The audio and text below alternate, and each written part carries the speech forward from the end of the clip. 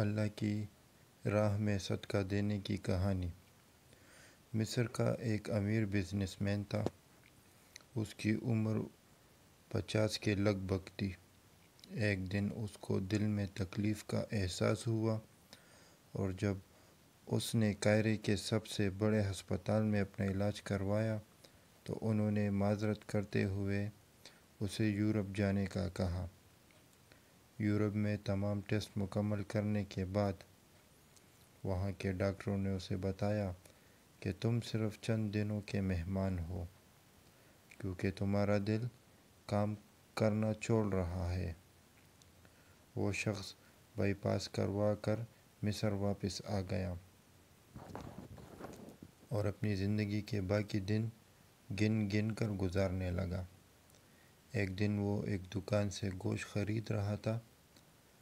اس نے دیکھا کہ ایک غریب عورت کسائی کے پھینکے ہوئے چربی کے ٹکڑوں کو جمع کر رہی ہے۔ اس شخص نے اس عورت سے پوچھا، تم اسے کیوں جمع کر رہی ہو؟ عورت نے جواب دیا کہ گھر میں بچے گوشت کھانے کی ضد کر رہے تھے۔ چونکہ میرا شوہر مر چکا ہے اور کمانے کا کوئی اور ذریعہ بھی نہیں ہے، اس لیے میں نے بچوں کی ضد کی بدولت مجبور ہو کر یہ قدم اٹھایا ہے۔ اس پھینکی ہوئی چربی کے ساتھ تھوڑا بہت گوشت بھی آ جاتا ہے، جسے صاف کر کے پکا لوں گی۔ بزنس مین کی آنکھوں میں آنسو آ گئے۔ اس نے سوچا، میری اتنی دولت کا مجھے کیا فائدہ؟ میں تو اب بس چند دنوں کا مہمان ہوں۔ میری دولت کسی غریب کے کام آ جائے، اس سے اچھا اور کیا۔ اس نے اسی وقت اس عورت کو کافی سارا گوشت خرید کر دیا اور کسائی سے کہا، اس عورت کو پہچان لو، یہ جب بھی آئے اور جتنا بھی گوشت مانگے اسے دے دینا اور پیسے مجھ سے لے لینا۔ اس واقعے کے بعد وہ شخص اپنے روزمرہ کے معاملات میں مصروف ہو گیا۔ کچھ دن اسے دل میں کسی تکلیف کا احساس نہ ہوا، تو اس نے قاہرہ میں موجود لیبارٹری میں دوبارہ ٹیسٹ کرائے۔